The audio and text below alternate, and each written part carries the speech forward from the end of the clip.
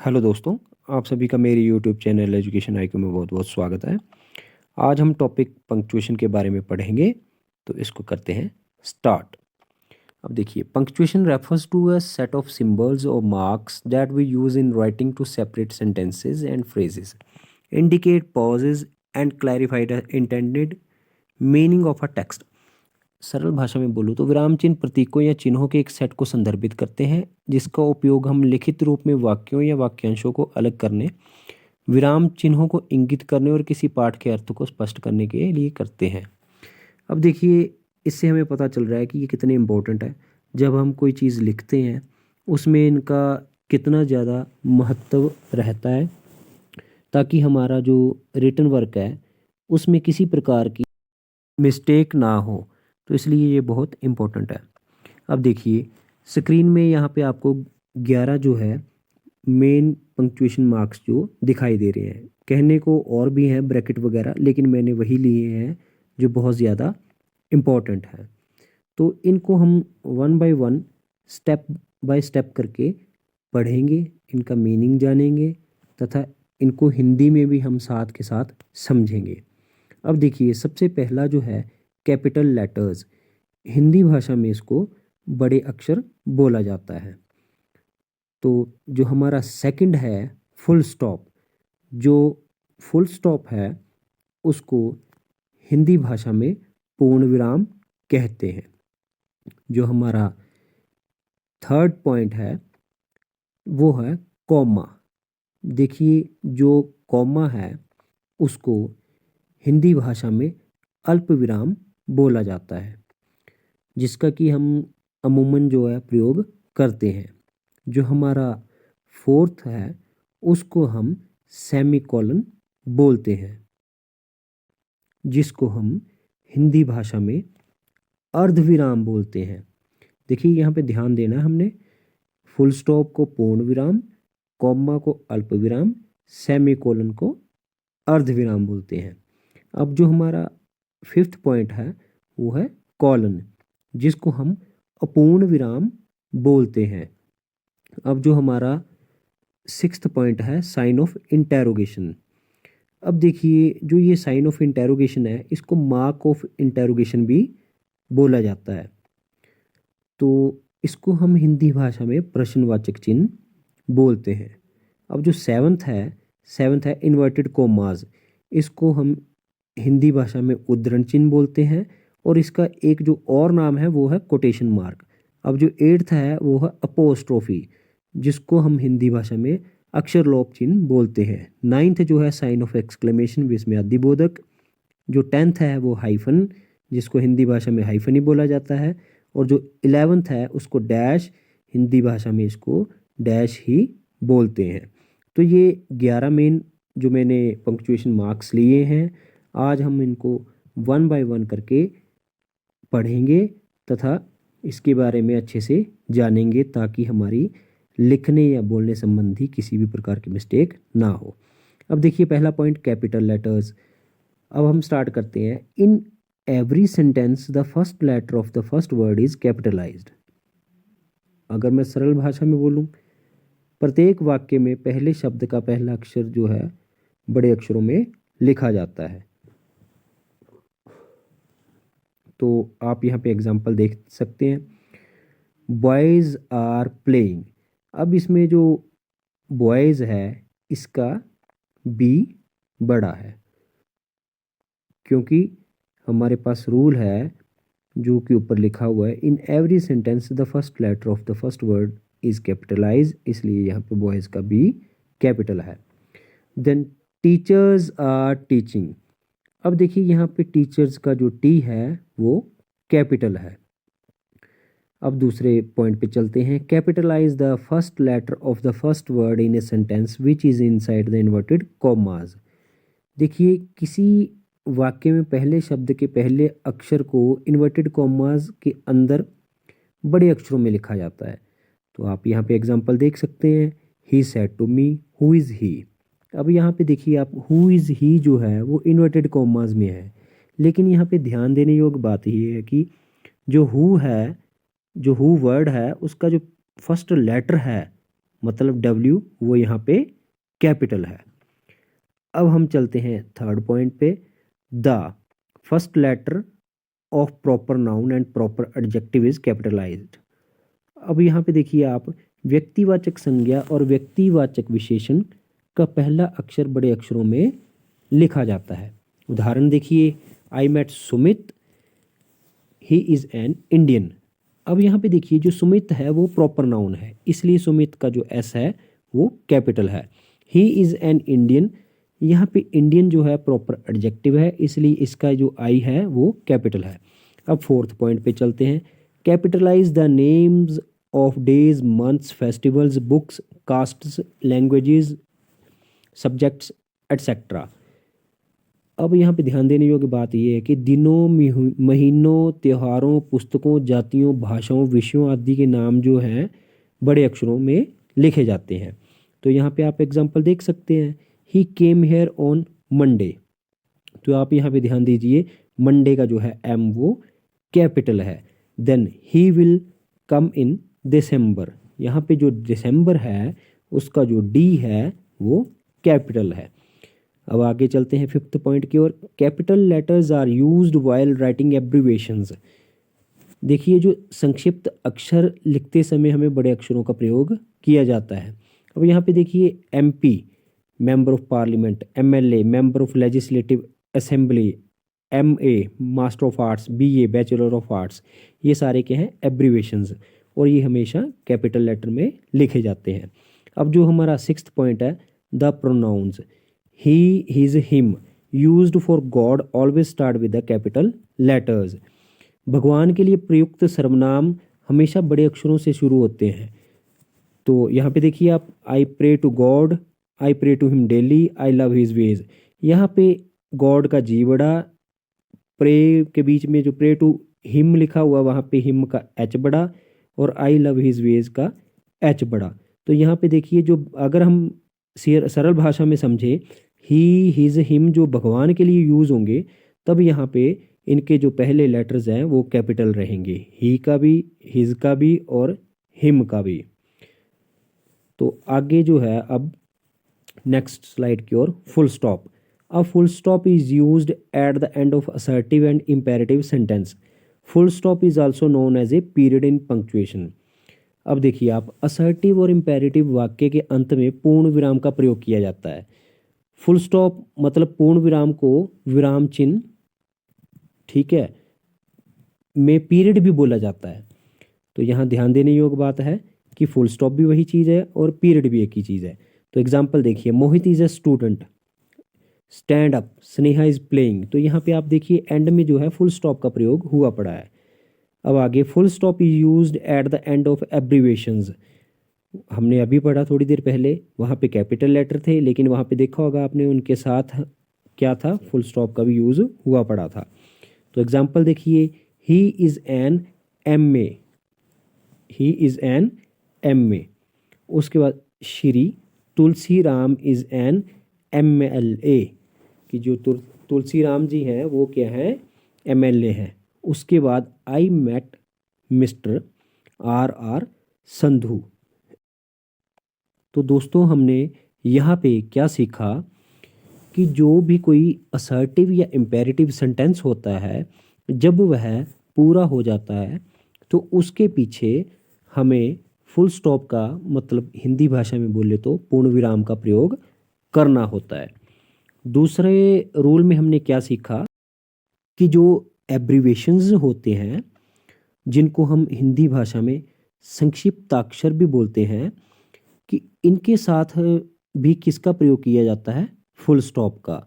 देखिए हमने दो रूल पढ़े फुल स्टॉप के, जिसमें एक असर्टिव और इम्पेरेटिव सेंटेंस के पीछे, और दूसरा जो है एब्रीवेशंस के पीछे हमेशा किसका प्रयोग किया हुआ होता है, फुल स्टॉप का, जब हमारा सेंटेंस जो है वो कंप्लीट हो जाता है।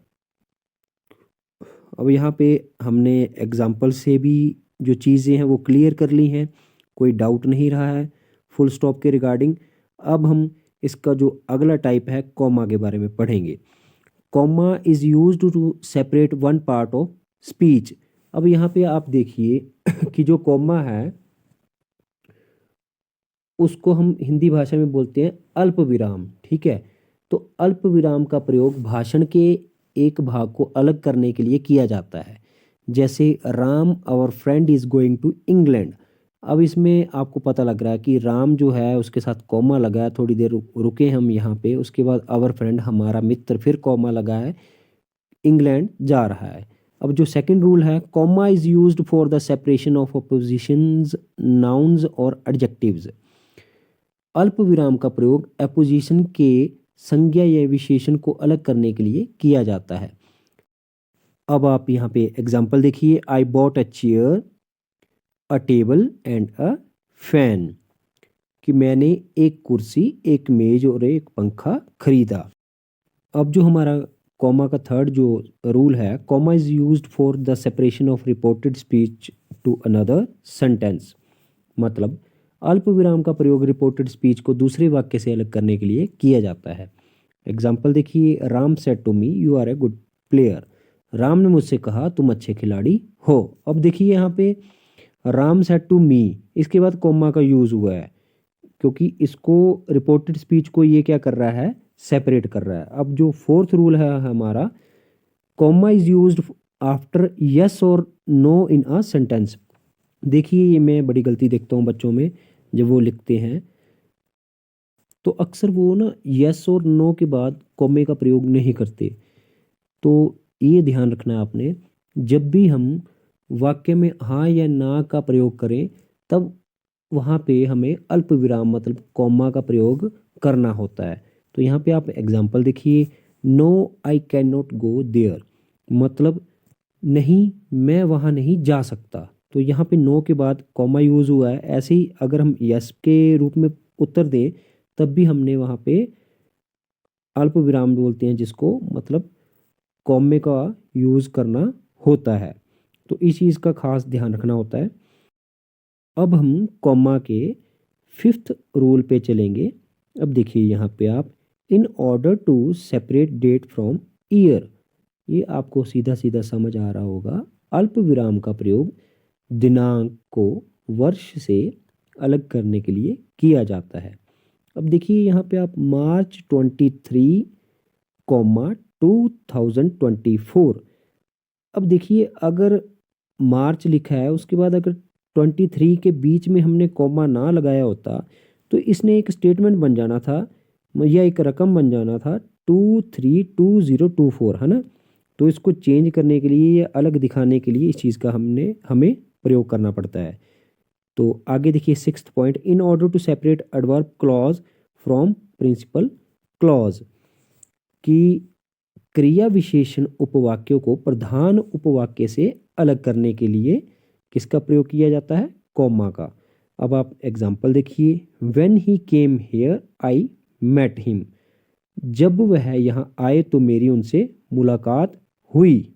मतलब जब वो यहाँ पे आए तब मेरी उनसे मुलाकात हुई। तो देखिए कॉमा जो है उनके मेन जो है 6 रूल है, इसको कहाँ कहाँ लगाते हैं हम और कहाँ कहाँ इसका प्रयोग उचित रहता है।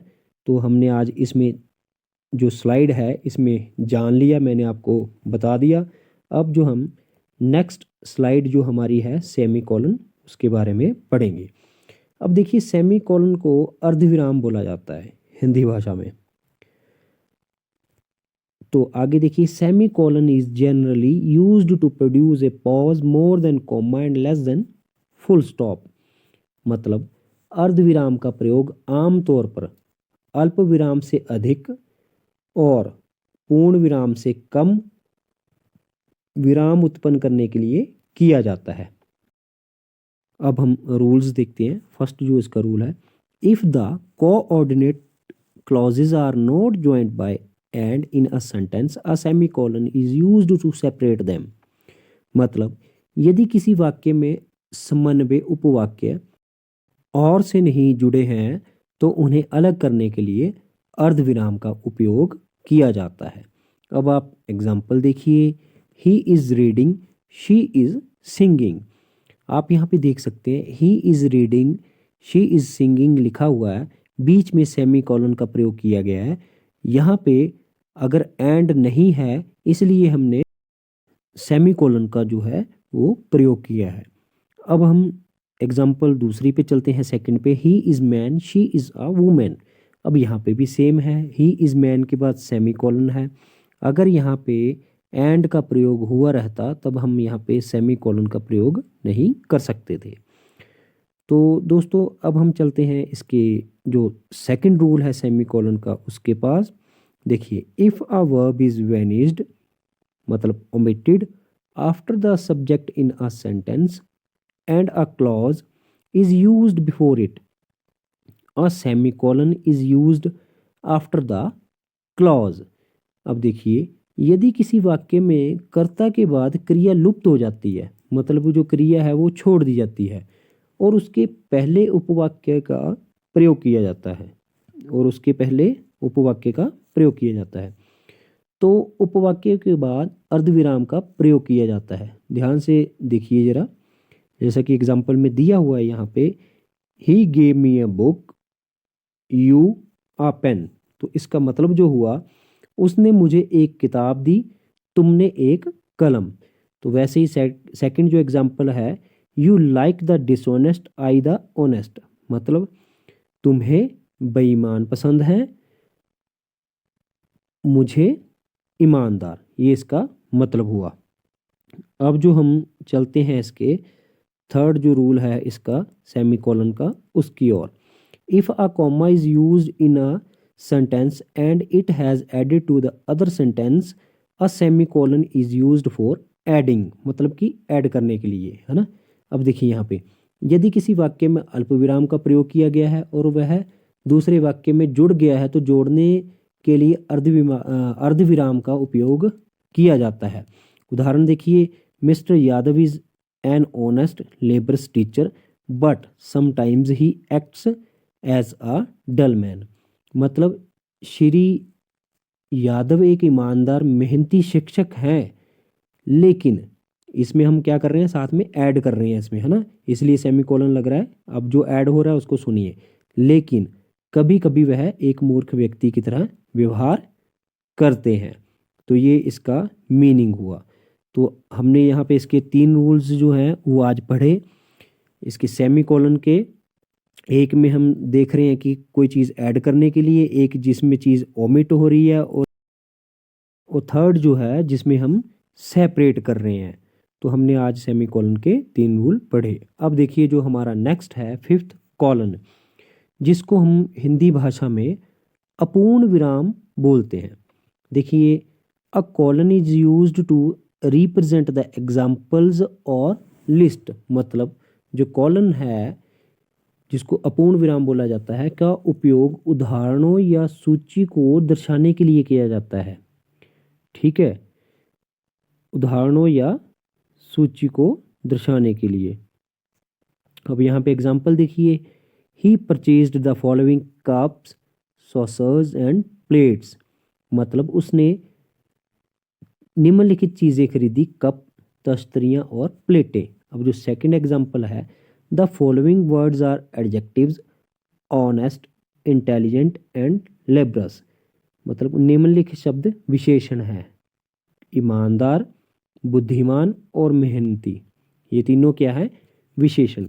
अब हम जो कॉलन का सेकंड पार्ट है उसको हम देखेंगे, उसके रूल को हम समझेंगे। अब देखिए, a colon is used before a quotation. इसका जो मतलब है, कॉलन का प्रयोग अपूर्ण विराम जिसको बोलते हैं, उद्धरण चिन्ह से पहले किया जाता है। कोटेशन को मैंने बताया था इन्वर्टेड कोमास भी बोलते हैं, ठीक है, कोटेशन भी बोलते हैं और हिंदी में उद्धरण चिन्ह भी बोलते हैं। आपने कंफ्यूज नहीं होना, ये एक ही चीज़ है। हिंदी में उद्धरण चिन्ह, इंग्लिश में कोटेशन मार्क्स और इन्वर्टेड कॉमास। तो अब देखिए आप, इसका जो एग्जाम्पल है, she said I can not do this work. उसने कहा मैं यह काम नहीं कर सकती। अब जो सेकंड एग्जाम्पल है, Shakespeare said cowards die many times. Shakespeare ने कहा कायर कई बार मरते हैं। अब जो हमारा थर्ड जो है part, a colon is used after the name of a narrator, such use is in dialogue writing. अब देखिए, अपूर्ण विराम का प्रयोग कथावाचक या वर्णनकर्ता के नाम के बाद प्रयोग किया जाता है। ऐसा प्रयोग संवाद लेखन मतलब जो डायलॉग राइटिंग है उसमें होता है। अब देखिए आप example, doctor, how are you. Example, patient, now I am fine. मतलब इसमें क्या हो रहा है, डायलॉग राइटिंग हो रही है। अब जो हमारा फोर्थ पार्ट है कॉलन का, जो फोर्थ रूल है उसके बारे में हम पढ़ेंगे। When we have to give the definition or description of a word, a colon is used after that word। मतलब जब हमें किसी शब्द की परिभाषा या विवरण देना होता है तो उस शब्द के बाद अपूर्ण विराम का प्रयोग किया जाता है। अब आप एग्जाम्पल देखिए, प्रोनाउन, इसमें हम क्या दे रहे हैं, डेफिनेशन भी बोल सकते हैं प्रोनाउन की या डिस्क्रिप्शन भी। अब प्रोनाउन के आगे देखिए आप, हमने कॉलन लगाया। अब देखिए आगे, a word that comes instead of a noun, मतलब कि ऐसा शब्द जो नाउन की जगह प्रयुक्त होता है। अब जो सेकंड है एग्जाम्पल उसको देखिए, triangle, a figure which has 3 sides and angles. मतलब त्रिभुज एक आकृति जिसकी 3 भुजाएं और कोण हो। तो यहाँ हम क्या कर रहे हैं, डेफिनेशन दे रहे हैं या डिस्क्रिप्शन दे रहे हैं, किसके बारे में, ये प्रोनाउन और ट्रायंगल जो शब्द हैं इनके बारे में। तो हमने जो कॉलन है इसके जो 4 रूल्स हैं उनके बारे में आज हमने जाना। अब हम चलते हैं साइन ऑफ इंटेरोगेशन। अब देखिए, ये जो साइन ऑफ इंटेरोगेशन है इसको हिंदी भाषा में प्रश्नवाचक चिन्ह भी बोलते हैं। क्या बोलते हैं, प्रश्नवाचक चिन्ह। अब देखिए एग्जाम्पल पढ़ते हैं इसकी। अ साइन ऑफ इंटेरोगेशन मतलब जो क्वेश्चन मार्क है, is used at the end of each question. ये तो बहुत ही आसान है, जैसा कि हम शुरू से पढ़ते आ रहे हैं। प्रश्नवाचक वाक्य के अंत में प्रश्न चिन्ह का प्रयोग किया जाता है। तो एग्जाम्पल देख लीजिए आप यहाँ पे, what is your father's name, मतलब आपके पिताजी का क्या नाम है। तो दोस्तों यहाँ पे आपने ध्यान रखना है, जो फादर्स है, जो आर है, उसके बाद अपोस्ट्रोफी एस लिखना है। अगर हम एस नहीं लगाएंगे तब यह सेंटेंस जो है गलत हो जाएगा। तो इस चीज़ का हमने ध्यान रखना है। उसके बाद जो सेकंड एग्जांपल है, when do you get up, मतलब आप कब उठते हैं। तो अब हम चलते हैं इंटेरोगेशन के सेकंड पॉइंट की ओर। Sign of interrogation is used after each question tag. इसका मतलब हुआ प्रत्येक प्रश्न टैग वाले वाक्य के बाद प्रश्न चिन्ह का प्रयोग किया जाता है। अब हम उदाहरण जो है वो देखेंगे। He writes a letter doesn't he, मतलब वह पत्र लिखता है ना। ऐसे हम कई बार बोलते हैं ना, जैसे जनरली, तो वही है ये क्वेश्चन टैग वाला, वह पत्र लिखता है ना। तो जो एग्जाम्पल है second, I am your teacher aren't I. तो इसका मतलब हुआ मैं आपका शिक्षक हूँ, है ना। तो ये जो होते हैं ये क्वेश्चन टैग वाले सेंटेंसेस होते हैं, बहुत इंटरेस्टिंग होते हैं ये। अब यहाँ पे देखिए आप, एंड में हमने इसको इंटेरोगेटिव बनाने के लिए इसके पीछे हम क्या लगा रहे हैं, क्वेश्चन मार्क, जिसको हम बोलते हैं साइन ऑफ इंटेरोगेशन। तो देखिए इसके जो मेन 2 रूल ही हैं सिर्फ। एक जो है मतलब कि प्रत्येक जो भी हम प्रश्न पूछ रहे हैं उसके पीछे क्वेश्चन मार्क लगेगा, एक जो लगेगा जो क्वेश्चन टैग होंगे उनके पीछे। तो अब हम नेक्स्ट स्लाइड की ओर चलते हैं, इन्वर्टेड कॉमाज, जिनको हम कोटेशन मार्क भी बोलते हैं। ये हमारा 7th पॉइंट है। अब देखिए, inverted commas are used to encircle the statement of a great person, a scholar, a saint, a learned man, etcetera.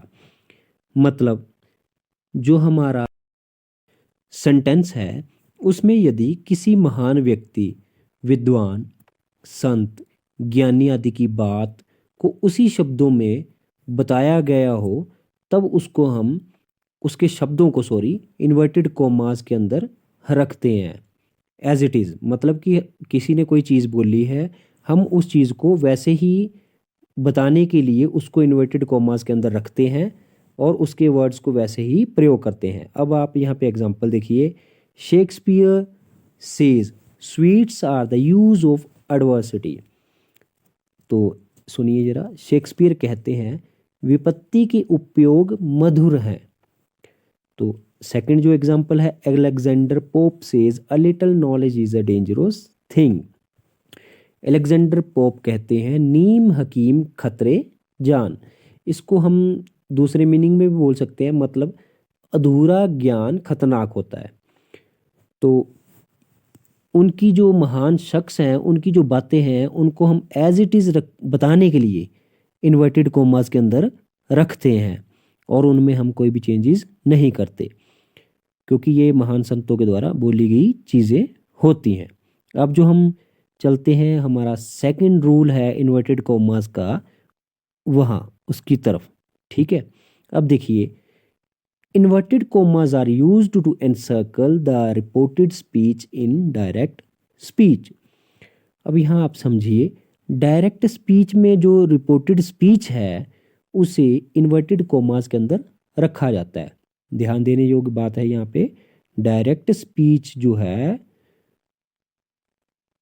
उसमें जो रिपोर्टेड स्पीच है उसे इन्वर्टेड कॉमास के अंदर रखा जाता है। एग्जाम्पल देखिए आप यहाँ पे, Sonia said to Lakshmi I love you very much. तो देखिए, सोनिया ने लक्ष्मी से कहा मैं तुमसे बहुत प्यार करती हूँ। अब देखिए, सोनिया ने जो बात बोली है उसको उसी के शब्दों में बताने के लिए हमने इसको किस में रखा, इन्वर्टेड कॉमास के अंदर। मतलब मैं तुमसे बहुत प्यार करती हूँ, इसको हमने रखा इन्वर्टेड कॉमास के अंदर। अब देखिए यहाँ पे सेकंड एग्जांपल जो है, she said what is your father.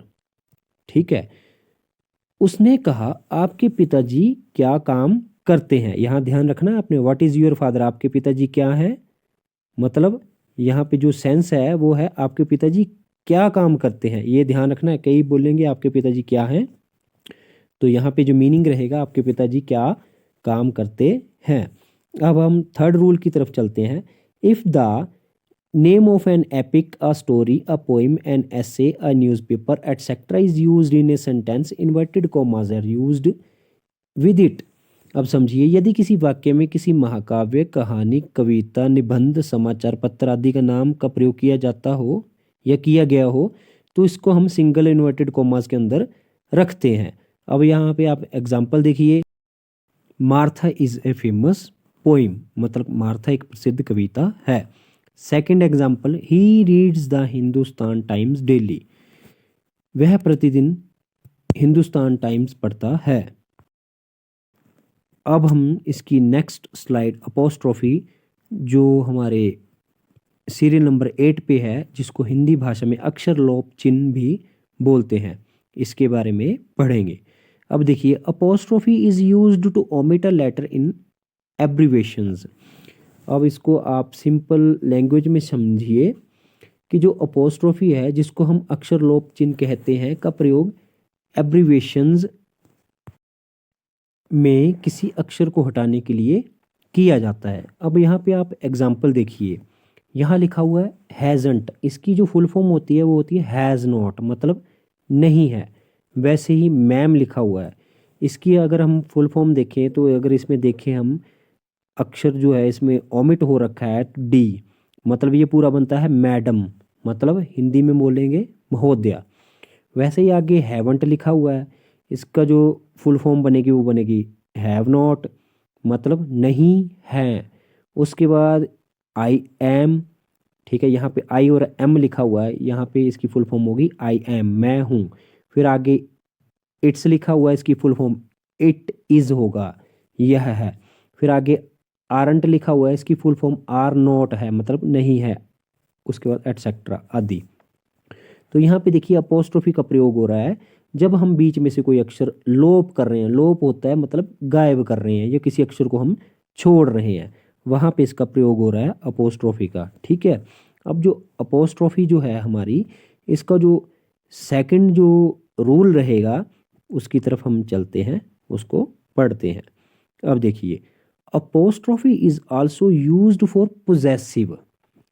तो यहाँ पे ध्यान दीजिए, apostrophe is also used for possessive. पहले वाले में ओमिट आ गया, मतलब हम चीज़ को छोड़ रहे हैं। जो दूसरा वाला पोजेसिव, मतलब जिस पे हम क्या है, अपना अधिकार बता रहे हैं। अब देखिए, अपोस्ट्रोफी का उपयोग अधिकार बताने या स्वामित्व के लिए भी किया जाता है, ठीक है। अब इसको आप ज़रा थोड़ा सा एग्जाम्पल के माध्यम से समझिए। वीनाज साड़ी, मतलब जो वीना है उसकी साड़ी। वैसे ही श्वेताज फ्रॉक, मतलब किसकी फ्रॉक, श्वेता की।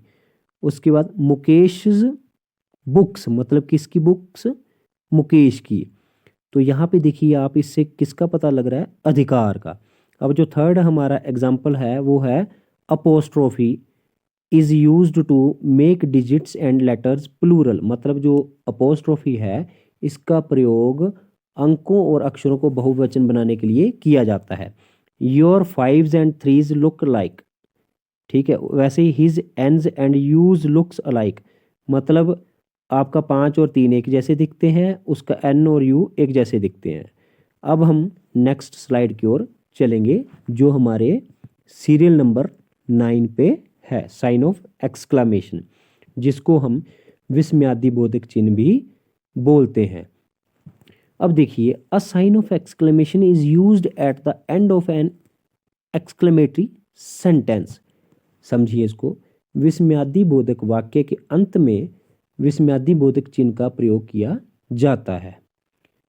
तो यहाँ पे एग्जाम्पल देखिए, how beautiful a girl she is.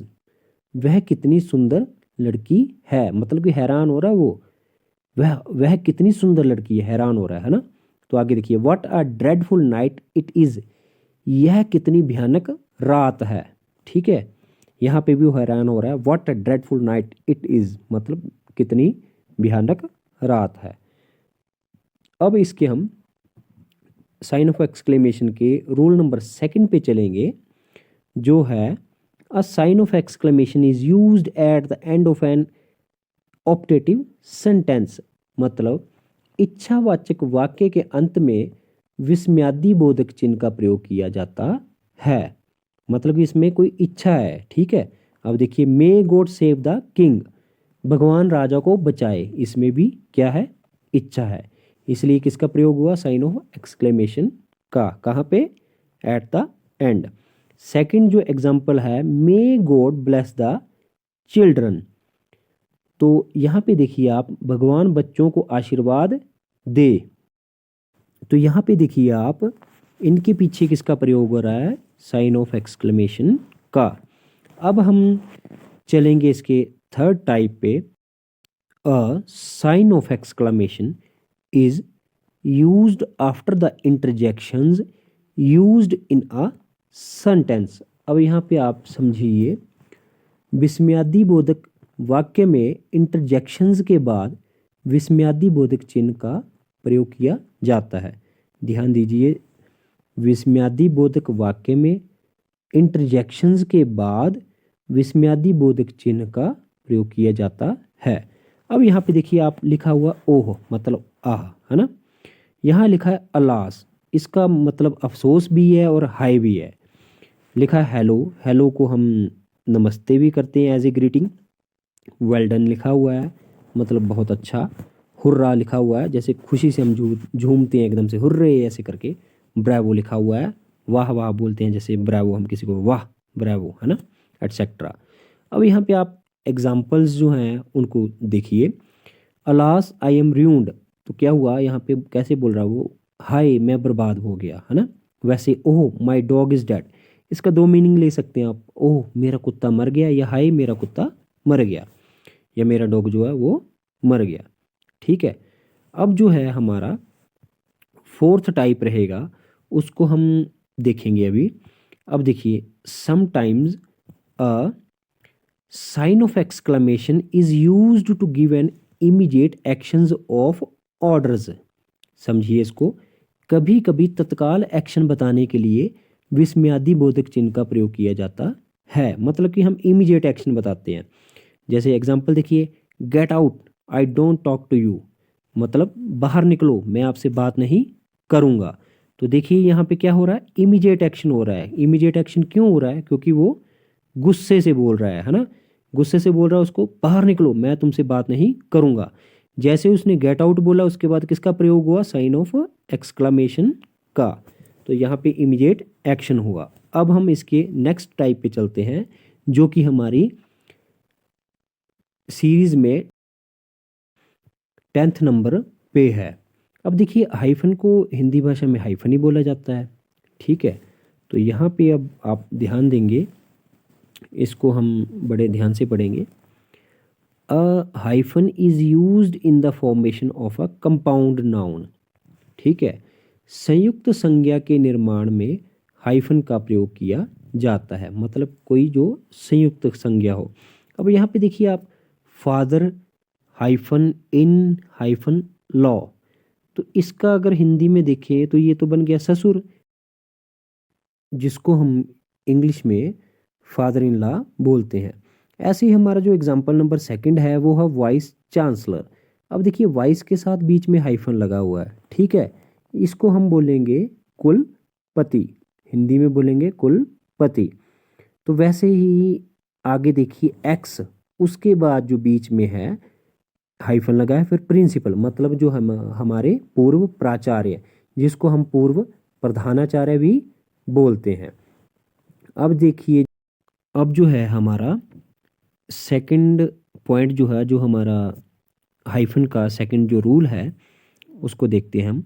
A hyphen is used to break the syllable of a word, मतलब जो हाइफन है इसका प्रयोग अक्षरों को तोड़ने के लिए किया जाता है। अब देखिए यहाँ पे ब्यू लिखा हुआ है, हाइफन टी लिखा हुआ है, टी आई मतलब, उसके बाद हाइफन फुल लिखा हुआ, मतलब ब्यूटी फुल। ऐसे ही लिखा हुआ है, हिस लिखा हुआ है, हाइफन लिखा हुआ है टू, फिर हाइफन आर आई, फिर hyphen C A L, historical. तो देखिए, ऐसे शब्द आपको डिक्शनरी में देखने को मिलेंगे, जो ब्रेक करके लिखे होते हैं, ठीक है, डिक्शनरी में, जिनके बीच में हाइफन का प्रयोग किया गया होता है। अब देखिए आगे जो है, थर्ड पॉइंट जो है हमारा, a hyphen is used to, a hyphen, third जो हमारा पॉइंट है, a hyphen is used to write the numbers from 21 to 99 in words. ध्यान से देखिए कि 21 से 99 तक की संख्याओं को शब्दों में लिखने के लिए हाइफन का प्रयोग किया जाता है। बहुत ज़्यादा इम्पोर्टेंट है। आज के समय में बहुत सारे लोग इसको भूल गए होंगे कि जब हम 21 से लेके 99 तक लिखते हैं, तब हम इसके बीच में हाइफन का प्रयोग करते हैं। जैसे कि यहाँ लिखा हुआ है 21, तो इसमें किसका प्रयोग किया हुआ है, हाइफन का। वैसे ही लिखा हुआ है 55, किसका प्रयोग किया गया है, हाइफन का। वैसे ही 245। अब देखिए, बच्चे 40 की स्पेलिंग गलत लिखते हैं, FOURTY लिखते हैं, तो एक तो ये गलती है। एक 90 की स्पेलिंग NINETY, ये भी सही है, लेकिन बच्चे क्या करते हैं, NINTY लिखते हैं, जो कि गलत है। इसका ध्यान आपने ज़रूर रखना है। अब हम हाइफन के चौथे रूल पे चलते हैं। अब देखिए, अ hyphen is also used in the formation of a new word by adding prefix. तो यहाँ पे ध्यान दीजिए, नए शब्द का निर्माण करते समय उपसर्ग जोड़कर भी हाइफन का प्रयोग किया जाता है। अब आप एग्जाम्पल देखिए, कोऑपरेशन, ठीक है, री इलेक्शन, रिकोलेक्ट, री राइट एंड रीफॉर्म, इसमें सभी में री के बाद किसका प्रयोग किया गया है, हाइफन का प्रयोग किया गया है। अब हम इसकी नेक्स्ट और लास्ट स्लाइड पे चलते हैं, डैश। अब देखिए, a dash like a colon is used before list of things और examples and after a given statement. अब देखिए आप, कि जो अपूर्ण विराम, मतलब कॉलन की तरह ही डैश का प्रयोग चीज़ों, उदाहरणों तथा दिए गए कथन से पहले होता है।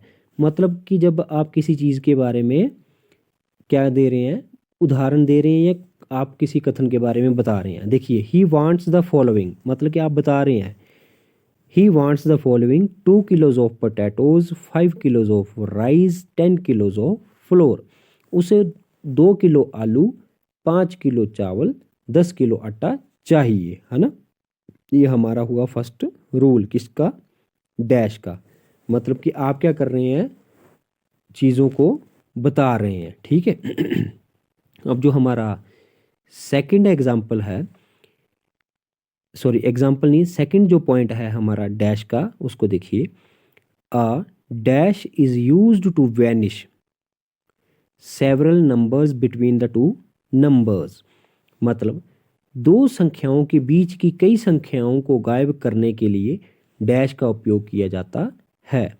अब यहाँ पे आप देखिए एग्जाम्पल नंबर 1, 1986 डैश 2002, है ना। तो यहाँ पे ध्यान दीजिए, फ्रॉम 1986 टू 2002, ये इसका मतलब हुआ, ठीक है, डैश लगाने का बीच में। वैसे ही आप देखिए हमारी जो एग्जाम्पल नंबर सेकंड है उसको, लेसन्स 1-12, ठीक है। इसका मीनिंग हुआ फ्रॉम लेसन 1 टू लेसन 12। तो ऐसे ही आप हमारा जो है थर्ड जो एग्जाम्पल है उसको देखिए ध्यान से, पेजिस 5-25, मतलब हुआ फ्रॉम पेज 5 टू 25, ठीक है। मतलब कि जो डैश है वो क्या कर रहा है, यहाँ पे वैनिश कर रहा है सेवरल नंबर्स को, क्या कर रहा है, ओमिट कर रहा है ना। वैसे तो मीनिंग क्लियर हो रहा है, लेकिन इसमें क्या कर रहा है, वो इन चीज़ों को ओमिट कर रहा है ना। कि जैसे 1986 से 2002 तक, लेसन 1 से लेसन 12 तक, पेज नंबर 5 से पेज नंबर 25 तक, ठीक है। तो आगे जो हमारा डैश का थर्ड जो पॉइंट है वो देखिए, a dash is used in the starting of a quotation, ठीक है। मतलब कोटेशन मार्क से पहले डैश का प्रयोग किया जाता है। वही आप देखिए एग्जाम्पल को, my grand father said dash a little knowledge is a dangerous thing. मेरे दादाजी ने कहा था अधूरा ज्ञान खतरनाक होता है, ठीक है। अब देखिए इसका जो फोर्थ है वो पॉइंट देखिए, a dash is used to emphasis a matter. मतलब किसी बात पर जोर देने के लिए डैश का प्रयोग किया जाता है। उदाहरण, Shweta is intelligent and honest dash but very weak. Shweta बुद्धिमान और ईमानदार है, उसके बाद डैश लगा हुआ है, लेकिन बहुत कमज़ोर है। तो देखिए हमारे जो ये अब सारे मार्क्स जो हैं वो कंप्लीट हुए। Thanks for watching, like, subscribe and comment.